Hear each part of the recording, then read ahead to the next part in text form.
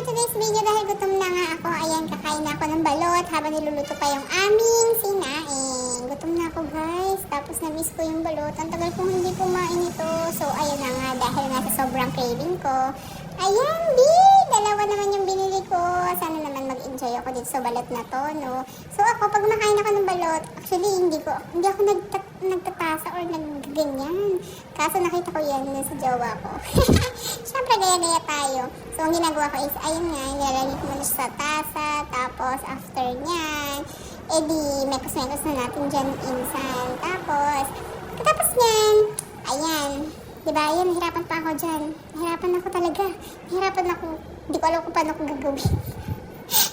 Parang first time kumain ng balot, no? Parang hindi naman first time. Anak mayaman yan.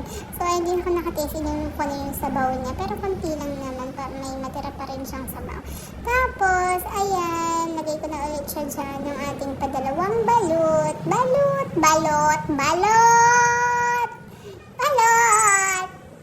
Balot! Ang tagal ko naman magtanggal, diba?